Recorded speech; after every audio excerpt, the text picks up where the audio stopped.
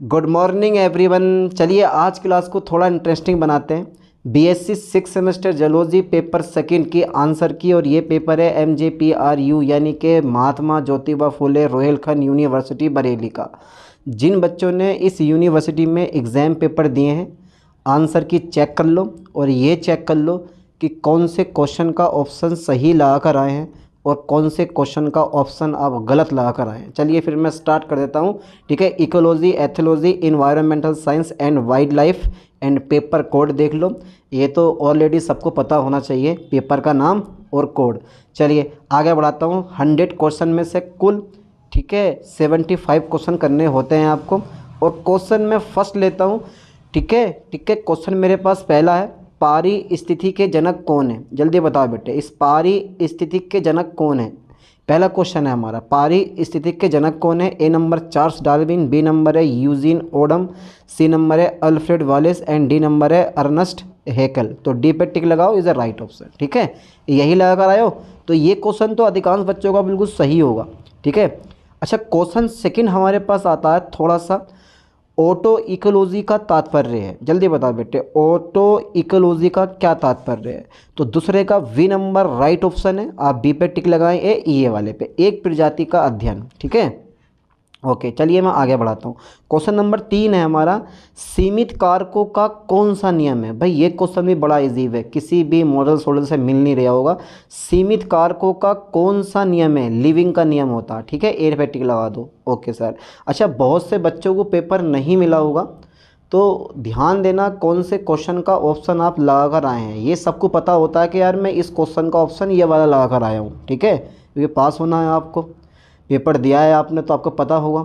और जिन बच्चों को पेपर मिला है वो अपना पेपर साथ लेके बैठ जाओ और टिक लगाते रहो कि कौन से क्वेश्चन का ऑप्शन सही है। ठीक है, चलिए क्वेश्चन नंबर 3, सीमित कारकों का कौन सा नियम है? लिविंग का नियम हो गया। क्वेश्चन 4 की मैं बात करता हूँ, पारी स्थिति की से यानी कि पारी स्थिति की में भौतिक कारकों में शामिल है।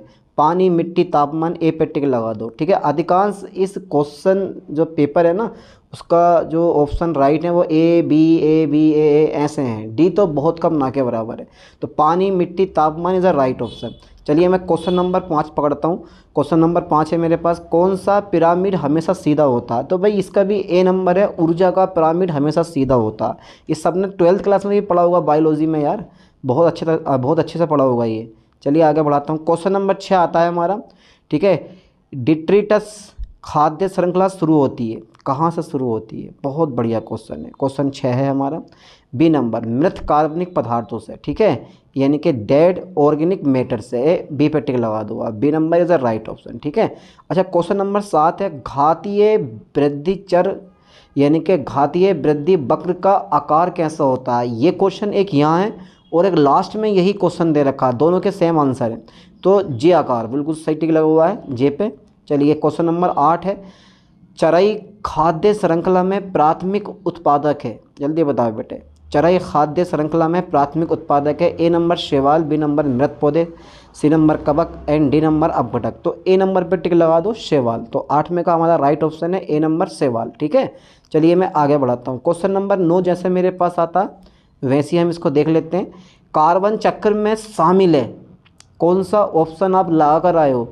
कार्बन चक्र में क्या शामिल होता है? प्रकाश संश्लेषण होता है, श्वसन होता है भाई, क्या क्या होता है? डी नाइट्रिफिकेशन, सल्फर जमाव, चट्टान निर्माण। तो इसका ए नंबर इसका राइट ऑप्शन है, प्रकाश संश्लेषण और श्वसन। ठीक है, तो नमे का ए नंबर आप लगाकर आए होंगे, बहुत बढ़िया।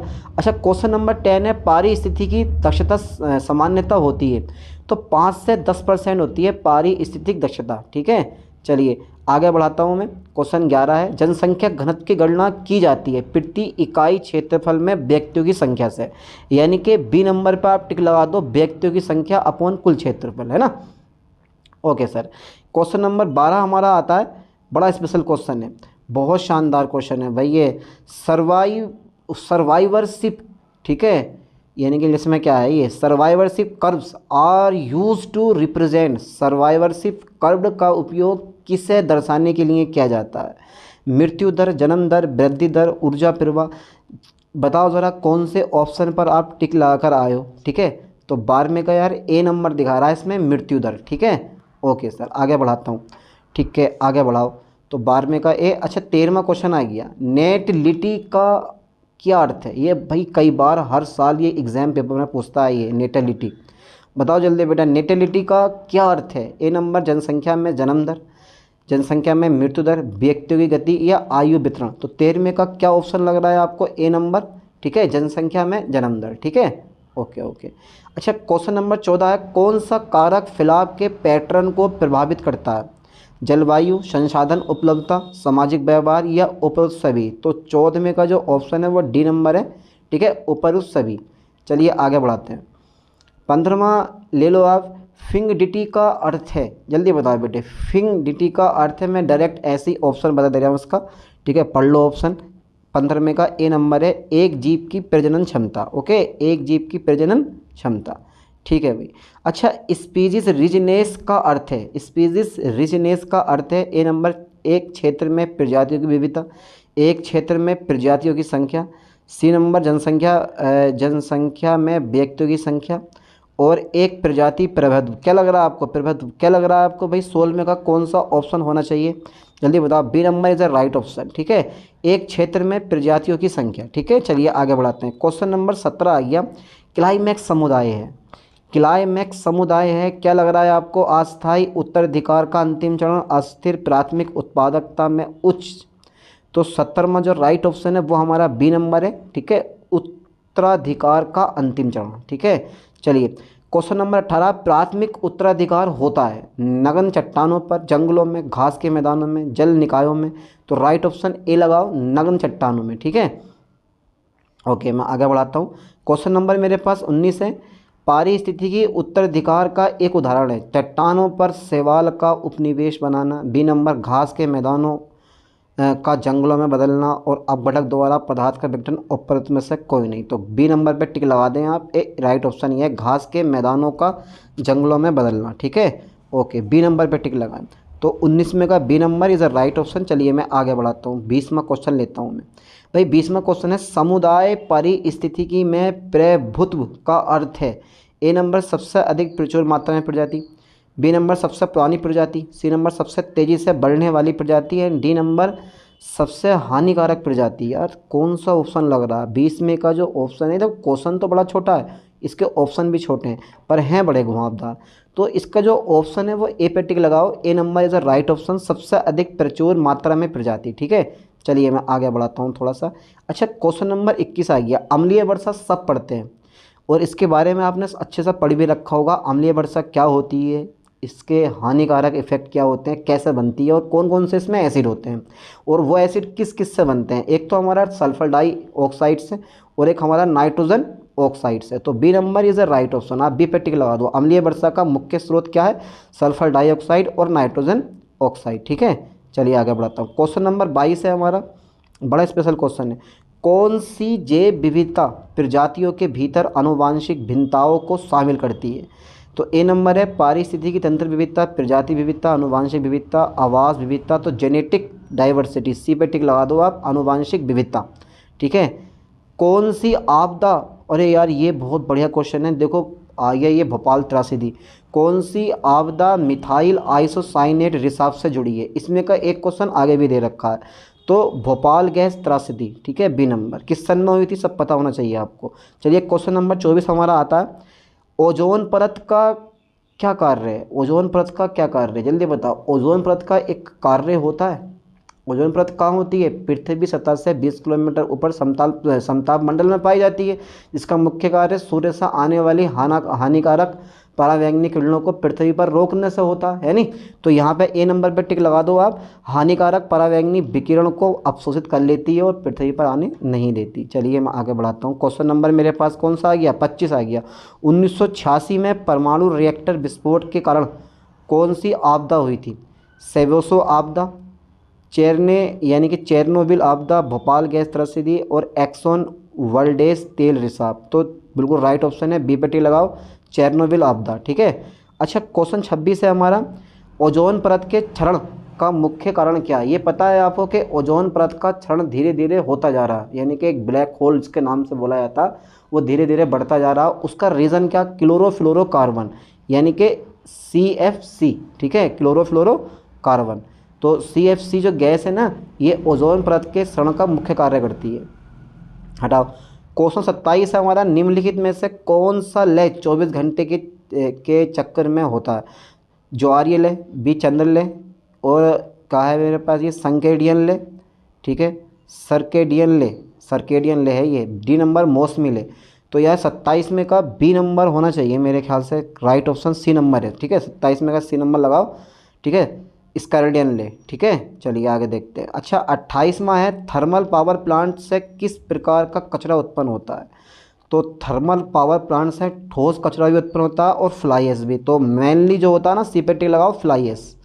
चलिए 29वां क्वेश्चन आता है हमारा, कौन सी शिक्षण विधि पुरस्कार और दंड पर आधारित है? ओहो ओहो, इम्प्रिंटिंग, और ऑपरेंट कंडीशनिंग, और हैबिट्यूशन, एंड डी नंबर इंस्टिंक्ट, यानी कि हैबिचुएशन, एंड डी नंबर प्रवृत्ति। तो आप बी पे टिक लगा दो, ठीक है, ऑपरेट कंडीशनिंग। चलिए आगे बढ़ाते हैं। क्वेश्चन नंबर 30 है हमारा, टाइगर रिजर्व मुख्य रूप से किस उद्देश्य से बनाए जाते हैं? अरे भाई सिंपल सी बात है यार, टाइगर रिजर्व मुख्य रूप से किस उद्देश्य से बनाए जाते हैं? बाघों की आबादी को संरक्षित करने के लिए। बिल्कुल सही ऑप्शन बी पे टिक लगा दो आप, बाघों की आबादी को संरक्षित करने के लिए। अच्छा क्वेश्चन नंबर 31 है हमारा, निम्नलिखित में से कौन ठोस कचरे का उदाहरण है? Fly ash, plastic, carbon dioxide, methyl isocyanate. Right option plastic क्या है? ठोस कचरे का उदाहरण होता है। चलिए क्वेश्चन नंबर मैं लेता हूँ 32, ठीक है। अभी थको मत यार, अभी तो कुल 32 क्वेश्चन हुए हैं, 100 क्वेश्चन पूरे करने हैं आपको। अभी से थक गए हैं भाई। चलिए क्वेश्चन नंबर देखते हैं 32, क्योटो प्रोटोकॉल का प्राथमिक उद्देश्य क्या है? जैव विविधता की सुरक्षा, ग्रीन हाउस गैस उत्सर्जन को नियंत्रित करना, परमाणु कचरों को कम करना, और पर्यटन को बढ़ावा देना। तो 32 में का कौन सा ऑप्शन आपको राइट लग रहा है भाई? B number is a right option, greenhouse gas उत्सर्जन को नियंत्रित करना। चलिए आगे देखते हैं।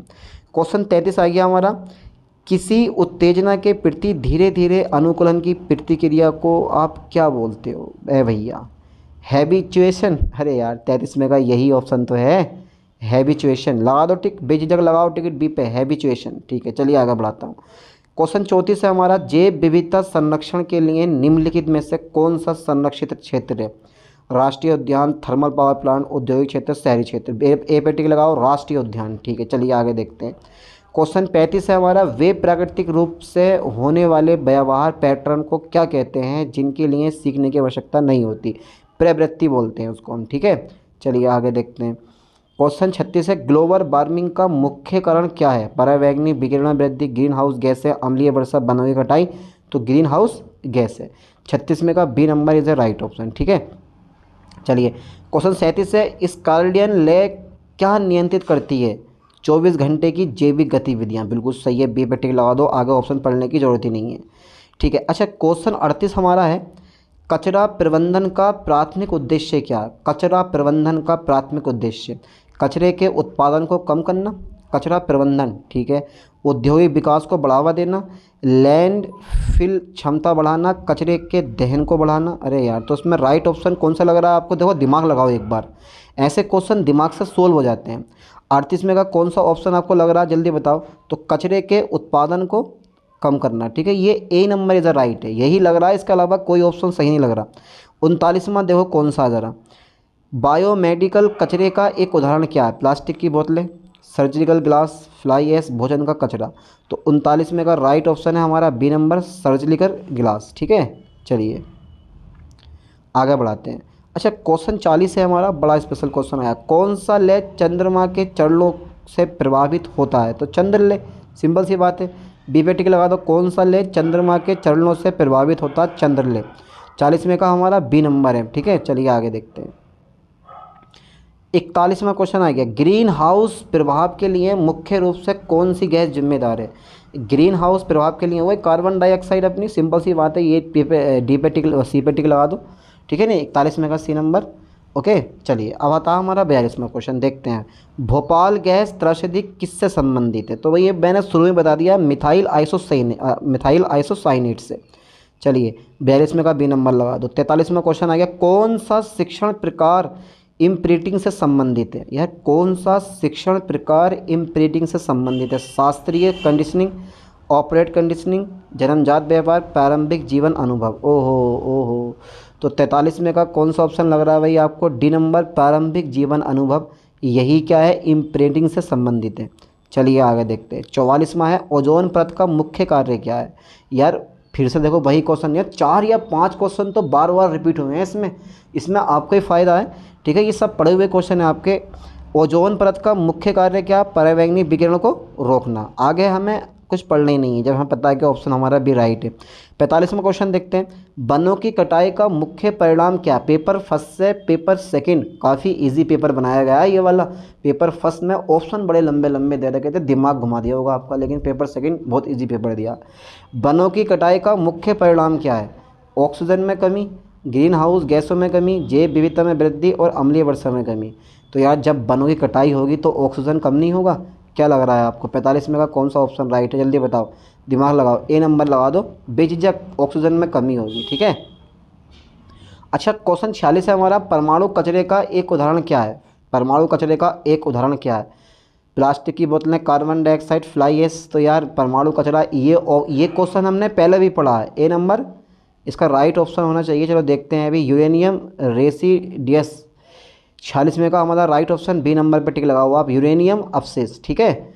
ओके चलिए आगे देखते हैं। क्वेश्चन 47 आ गया, वन्य जीव संरक्षण का मुख्य ध्यान क्या है?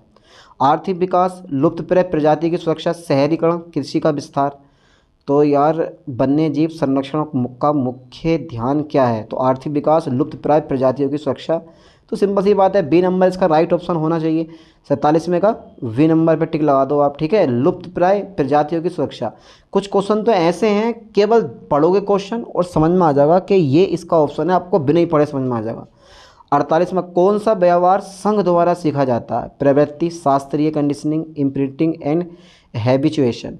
तो 48 में का राइट ऑप्शन है हमारा बी नंबर, ठीक है। आप बी पे टिक लगाओ, शास्त्रीय कंडीशनिंग, ओके, क्लासिकल कंडीशनिंग। अच्छा क्वेश्चन नंबर 49 है, क्रोनोमेडिसिन का मुख्य ध्यान क्या है? मौसमी अनुकूलन, जैविक लय और स्वास्थ्य, वन्य जीव संरक्षण, परमाणु कचरे का प्रबंधन। तो यहाँ पर जो है 49 में का B number is a right option है, ठीक है, जैविक लय और स्वास्थ्य। चलिए क्वेश्चन नंबर 50 आ गया। देखो दिख नहीं रहा लेकिन फिर भी मैं बता देता हूँ तुम्हें। भारत में सबसे बड़ा टाइगर रिजर्व कौन सा है? भारत में सबसे बड़ा टाइगर रिजर्व कौन सा है? तो यार इसमें ऑप्शन दिख नहीं रहे हैं, पर यहाँ पे Sundarban is a right option लग रहा है मुझे, ठीक है। सुंदरबन पे टिक लगाना आप। चलिए क्वेश्चन नंबर 51 है, बायोमेडिकल कचरे की विशेषताएं क्या है? गैर संक्रमित और बायोडिग्रेडेबल, बड़ा पता ना क्या है यार, ये पता नहीं चल रहा मुझे, इसमें दिख ही नहीं रहा। लेकिन इस 51 में का जो ऑप्शन है ना राइट, 51 में का जो ऑप्शन है वो बी पे आप टिक लगाना, ठीक है। ये वाला संक्रामक एंड खतरनाक, पता नहीं क्या लिखा हुआ है ये।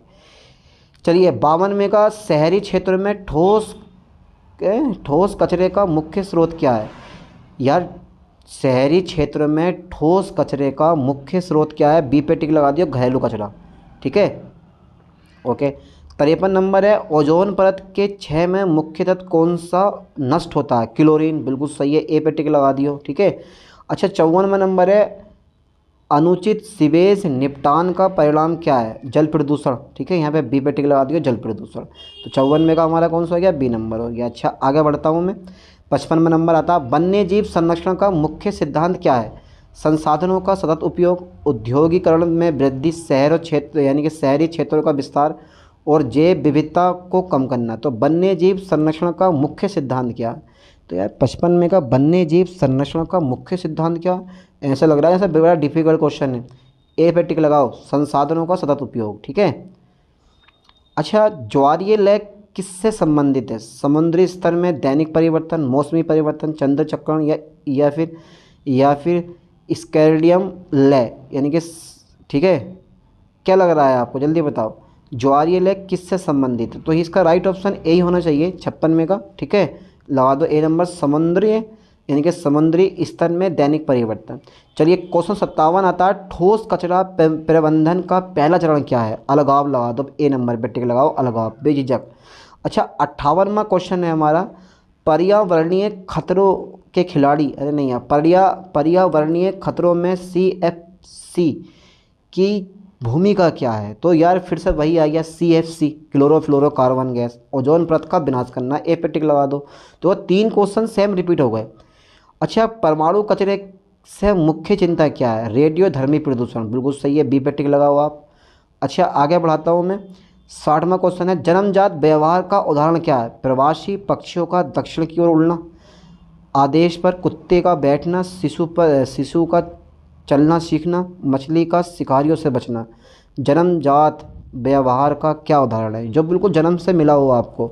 जल्दी बताओ बेटे, 60वें का कौन सा ऑप्शन लग रहा है आपको? भाई सोच लिया? यानी कि प्रवासी पक्षियों का दक्षिण की ओर उड़ना, A number is the right option. ठीक है, चलिए 61 में आ गया, राष्ट्रीय उद्यानों का कार्य क्या है? शहरी विकास, वन्य जीव संरक्षण, कृषि में वृद्धि और केवल पर्यटन। बी नंबर पे टिक लगाओ। ये तो सिंपल सी बात है, इसको तो आना चाहिए यार आप लोगों को। 61 में का बी नंबर। ठीक है, चलिए आगे देखते हैं। Okay okay okay okay. 62वां क्वेश्चन आ गया हमारा, अस्पताल द्वारा किस प्रकार का कचरा उत्पन्न होता है? यहाँ पे ए पे टिक लगाओ, बायोमेडिकल कचरा। ठीक है। अच्छा, सेवेसो आपदा का क्या कारण था? रासायनिक रिसाव, ए पे टिक लगाओ, यहाँ भी ए पे टिक लगाओ, रासायनिक रिसाव। ठीक है। अच्छा, क्वेश्चन नंबर 64 है, कौन सा टाइगर रिजर्व यूनेस्को की विश्व धरोहर स्तर है? Sundarban is a right option. ठीक है, ए पे टिक लगा दो। तो 64 में का भी ए नंबर है हमारा। ठीक है, सुंदरवन। ठीक है, चलिए आगे बढ़ाते हैं। अच्छा, क्वेश्चन 65 हमारा आता है, क्रोनोबायोलॉजी का मुख्य उद्देश्य क्या है? जैविक लय का अध्ययन करना, वन्य जीव आवासों की निगरानी करना, कृषि उत्पादन बढ़ाना, कचरे के निपटान का प्रबंधन करना। क्वेश्चन एक बार पढ़ते हैं, क्रोनोबायोलॉजी का मुख्य उद्देश्य क्या है? तो 65 में का जो ऑप्शन है वो ए नंबर है, जैविक लय का अध्ययन करना। ठीक है, ओके। अच्छा, क्वेश्चन 66 कौन सा लगा रहे हैं आप लोग? बाघ बाघ संरक्षण का मुख्य उद्देश्य क्या है? जैव विविधता को संरक्षित करना, पर्यटन को बढ़ावा देना, वनों की कटाई को कम करना, चिड़ियाघरों के लिए बाघों की संख्या बढ़ाना। अरे यार, A number is the right option, आराम से लगा दोगे। जैव विविधता को संरक्षित करना, कैसे कैसे ऑप्शन दिए हैं यार इसमें। 67वां नंबर है, किस प्रकार के कचरे में छोड़े गए कंप्यूटर और इलेक्ट्रॉनिक्स शामिल होते हैं? तो ई कचरा आता ना, ई रिक्शा, वो वाला ई कचरा। अच्छा, 68वां आ गया, कौन सी आपदा डाइऑक्सिन के रिलीज से जुड़ी है? सेवेसो आपदा, भोपाल गैस त्रिशुद्धि, चेरनोबिल आपदा, 3 माइल आइलैंड दुर्घटना। तो यहाँ पर आप ए नंबर पे लगा दो, सेवेसो आपदा। 68 में का ए नंबर है। ठीक है, ओके सर, चलिए मैं आगे बढ़ाता हूँ।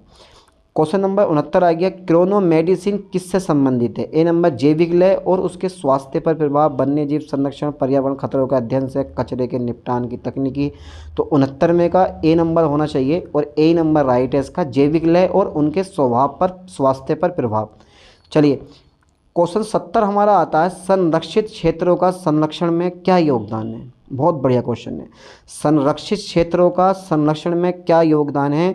तो भाई आप इसका ऑप्शन कुछ ऐसे दे सकते हो, ऐसे दे सकते हो, ऐसे दे सकते हो। वन्य जीव और प्राकृतिक आवासों की सुरक्षा, बी नंबर शहरीकरण को बढ़ावा देना, सी नंबर कृषि भूमि बढ़ाना, कार्बन डाइऑक्साइड गैस को कम करना। संरक्षित क्षेत्रों का संरक्षण में क्या योगदान है? तो यार इसका 70 में का जो राइट ऑप्शन है ना, वो ए नंबर पर टिक लगाओ आप। ठीक है, ए नंबर, वन्य जीव और प्राकृतिक आवासों की सुरक्षा। ठीक है, चलिए क्वेश्चन नंबर 71 हमारा आता है और छा जाता है, परमाणु कचरे में मुख्य प्रदूषक क्या है? तो यार ये कार्बन डाइऑक्साइड, मीथेन, नाइट्रोजन, ये नहीं है, यूरेनियम। ये भैया परमाणु कचरा है ये। ठीक है, जो कि नाभिकीय रिएक्टर में ईंधन के रूप में यूज़ होता है इसका, यूरेनियम का, लेकिन आजकल नाभिकीय रिएक्टर बंद कर दिए गए हैं। 72वां क्वेश्चन हमारा आता है, टाइगर रिजर्व के लिए मुख्य प्रजाति कौन सी मानी जाती है? तो टाइगर रिजर्व में बाघ ही तो रिजर्व होंगे, क्या हाथी रिजर्व हो रहा? चलिए आगे बढ़ाते हैं। क्वेश्चन नंबर 73 है, इम्प्रिंटिंग का व्यवहार परिस्थितिकी में क्या मतलब है? ओहो, क्या मतलब है? प्रारंभिक जीवन में सीखने की प्रक्रिया, राइट ऑप्शन ए पे टिक लगा दो। ठीक है, प्रारंभिक जीवन में सीखने की प्रक्रिया। चलिए ये क्वेश्चन 74 वाला बहुत घुमावदार क्वेश्चन है, 3 माइल आइलैंड। चलिए मैं थोड़ा सा आगे बढ़ाता हूँ ताकि आप सारे के सारे ऑप्शन पढ़ सको। अब दिखाई दे रहा है ये? मैं दिखाई दे रहा हूँ? नहीं दिखाई दे रहा है, चलो क्वेश्चन तो दिख रहा है ना। ठीक है, तो क्वेश्चन हमारा ये वाला है कि 3 माइल आइलैंड दुर्घटना का मुख्य परिणाम क्या था? ठीक है, तो इसमें ज़्यादा बड़ी दुर्घटना थी नहीं ये वाली, लेकिन इसके जरिए परमाणु संयंत्रों के लिए सुरक्षा नियमों में सुधार किया गया, ए नंबर। ठीक है, परमाणु संयंत्रों के लिए सुरक्षा नियमों में सुधार किया गया। ठीक है, A number the right option. 75वां आ गया हमारा, वायुमंडल की कौन सी परत ओजोन परत को समेटे हुए है? समताप मंडल। ठीक है, ओके। अच्छा 76वां देखते हैं, राइट ऑप्शन कौन सा? जलीय पारिस्थितिकी तंत्र में पारे के प्रदूषण का मुख्य स्रोत क्या है? कोयला आधारित बिजली षड्यंत्र, शहरी अपशिष्ट जल, कृषि अफवाह, प्लास्टिक कचरा। क्वेश्चन नंबर 76 का जो राइट ऑप्शन है वो है हमारा ए नंबर, ठीक है। ए पे टिक लगा दो, कोयला आधारित बिजली षड्यंत्र। चलिए 77वां क्वेश्चन है, ग्रीन हाउस गैसों के उत्सर्जन को कम करने के लिए कौन सा प्रोटोकॉल अपनाया गया? ग्रीन हाउस गैसों के उत्सर्जन को कम करने के लिए कौन सा प्रोटोकॉल अपनाया गया? ग्रीन हाउस गैसों के उत्सर्जन को कम करने के लिए कौन सा प्रोटोकॉल अपनाया गया? Kyoto protocol, monetary protocol, Paris समझौता या फिर बेसल संधि। तो इसमें जो राइट ऑप्शन है वो है 77 में का राइट ऑप्शन ए नंबर है, ठीक है। A number is the right option है, क्योटोकॉल यानी कि क्योटो प्रोटोकॉल अपनाया गया। चलिए 78वां क्वेश्चन है, ठोस कचरे का उदाहरण क्या है? तो ठोस कचरा मैंने बता दिया आपको, प्लास्टिक की बोतलें। ये क्वेश्चन रिपीट हो गया दोबारा, कई क्वेश्चन रिपीट हुए हैं यार, 5 7 8 क्वेश्चन ऐसे हैं जो रिपीट हुए हैं जिन्हें आप बड़ी आसानी से कर दोगे। अच्छा ठीक है, थर्मल पावर प्लांट से किस प्रकार का कचरा उत्पन्न होता है? देखो फिर से हो गया, थर्मल पावर प्लांट है ये, तो थर्मल पावर प्लांट से किस प्रकार का कचरा उत्पन्न होता है? तो यहाँ पर ए नंबर फ्लाई एश, ठीक है, ओके। अच्छा क्वेश्चन नंबर 80 है, जल निकाय में तापीय प्रदूषण का मुख्य कारण क्या है? जल निकायों में तापीय प्रदूषण का मुख्य कारण क्या है? औद्योगिक अपशिष्ट, कृषि अपवाह, घरेलू सीवेज, प्लास्टिक कचरा। तो 80 में का जो राइट ऑप्शन है वो ए नंबर पर टिक लगाओ, औद्योगिक अपशिष्ट, ठीक है। चलिए क्वेश्चन 81 है, किस देश ने पहला राष्ट्रीय वन्यजीव संरक्षण अधिनियम लागू किया था? तो यूएसए, यूनाइटेड स्टेट अमेरिका, ठीक है। ए लगा दो भैया बी पे। अच्छा 82 नंबर है हमारा, समुदाय भंडारों का मुख्य उद्देश्य क्या है? स्थानीय समुदाय की भागीदारी के साथ जैव विविधता की सुरक्षा, शहरीकरण को बढ़ावा देना, औद्योगिक विकास को बढ़ावा देना, शिकार क्षेत्र बनाना। तो सिंपल सी बात है, समुदाय भंडारों का जो ऑप्शन आपको बड़ा लगे टिक लगा दो। 82 में का पक्का ए नंबर है, ठीक है, इसे कोई रोक नहीं सकता, ठीक है। 82 में का ए नंबर लगा दो, ठीक है। अच्छा क्वेश्चन 83 हमारा आ गया है, पारिस्थितिकी तंत्र में निम्नलिखित में से कौन जैविक कारक है? प्रकाश, तापमान, बैक्टीरिया, पानी। देखो प्रकाश एक अजैविक कारक होता है, ठीक है, पानी भी और तापमान भी, लेकिन बैक्टीरिया क्या होता है? एक जैविक कारक होता है। तो 83 में का जो सी नंबर है वो राइट ऑप्शन है, ये जैविक कारक होता है, ठीक है, ओके। इतनी छोटी बात ना पता। चराई खाद्य श्रृंखला शुरू होती है, यार ये क्वेश्चन ऊपर भी हैगा एक, उत्पादक से, ठीक है, उपभोक्ताओं से, अपघटकों से और अपशिष्ट से। तो बिल्कुल सही ऑप्शन लगा हुआ है, ये 94 का राइट ऑप्शन है और 84 का राइट ऑप्शन है हमारा ए नंबर, ठीक है, उत्पादकों से, ओके। अच्छा 85वां नंबर है हमारा, चराई खाद्य श्रृंखला शुरू होती है उत्पादक से शुरू होती है भाई, कंज्यूमर से शुरू होती है। चलो 84 में का ए नंबर लगाओ, 84 में का ए नंबर है, ठीक है। अच्छा मैं आगे बढ़ाता हूँ, कौन सा पोषक तत्व चक्र तलछटी चक्र के रूप में जाना जाता है? कौन सा चक्र तलछटी चक्र के रूप में जाना जाता है? वो जाना जाता है सी नंबर फास्फोरस चक्र, ठीक है। अच्छा क्वेश्चन 86 है हमारा, पारिस्थितिकी तंत्र में ऊर्जा प्रवाह है एक दिशीय, द्विदिशीय, बहुदिशीय, चक्रीय। तो एक दिशीय होता है यूनिडायरेक्शनल, ठीक है। 86 में का ए नंबर हमारा, ठीक है, ओके। 87वां नंबर आ गया, प्राथमिक उपभोक्ता का उदाहरण है चील, यार ये सांप को खाती है, हिरन घास खाती है, तो यही हमारा क्या है? प्राथमिक उपभोक्ता, डियर, DEER, माई डियर है भाई। 88वां क्वेश्चन 87 में का सी नंबर, 87 में का ना बी नंबर लगा देना। 88वां क्वेश्चन आता है हमारा, देखते हैं, किस प्रकार का व्यवहार बार बार अभ्यास के माध्यम से सीखा जाता है? किस प्रकार का व्यवहार बार बार अभ्यास के माध्यम से सीखा जाता है? तो ये आता है तुम्हारे पास रिफ्लेक्स क्रिया, सहज ज्ञान, आदत और इम्प्रिंटिंग। तो 88 का जो राइट ऑप्शन है सी नंबर है, आदत, ठीक है, ओके। अच्छा 89 है हमारा, बेगल डांस किसके द्वारा किया जाता है? चींटियों, मधुमक्खियों, मकड़ियों, पक्षी। मैंने तो देखा नहीं आज तक यार इन्हें नाचता हुआ, नाचते होंगे ये भी मज़ा लेते होंगे, क्या पता। अभी बेगल डांस किसके द्वारा किया जाता है? तो 89 का क्वेश्चन है हमारा, ऑप्शन है बी नंबर, मधुमक्खियों के द्वारा किया जाता है। भिन्न भिन्न भिन्न भिन्न, तभी तो आवाज़ आ रहा है भिन्न भिन्न की। प्रादेशिक व्यवहार देखा जाता है पौधों में, जानवरों में, बैक्टीरियो में और कवक में। तो राइट ऑप्शन है प्रादेशिक व्यवहार जानवरों में देखा जाता है, ठीक है, बी पे टिक लगा दो आप, ओके। अच्छा 10 क्वेश्चन और रह गए हैं, घबराओ मत। क्वेश्चन नंबर 91 है, निस्वार्थता का उदाहरण कौन सा है? शेर का शिकार करना। ओहो, शेर बूढ़ा हो सकता है पर कमज़ोर नहीं है भाई। बी नंबर, पक्षियों का अपने समूह के शिकारी की चेतावनी देना। सी नंबर, भोजन के लिए भेड़ियों की लड़ाई। और डी नंबर, मधुमक्खियों का अमृत के लिए प्रतिस्पर्धा करना। तो निस्वार्थता का उदाहरण कौन सा है इसमें? जल्दी बताओ, 91 का कौन सा ऑप्शन आपको राइट लग रहा है? भाई मेरे ख्याल से बी नंबर राइट है, पक्षियों का अपने समूह को शिकारी की चेतावनी देना, यही है।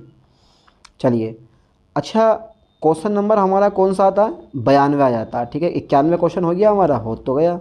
चलिए आप 92 क्वेश्चन देख लेते हैं। निम्नलिखित में कौन सा एक वन्य जीव अभयारण्य है?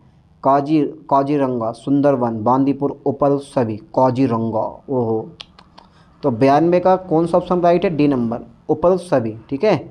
अच्छा 93, जैव विविधता पर सम्मेलन में हस्ताक्षर किए गए थे, किस सन में किए गए थे? 1992 में। हाँ यार, A number is a right option है 93 का। ठीक है, चलिए आगे देखते हैं। क्वेश्चन नंबर 94 है हमारा।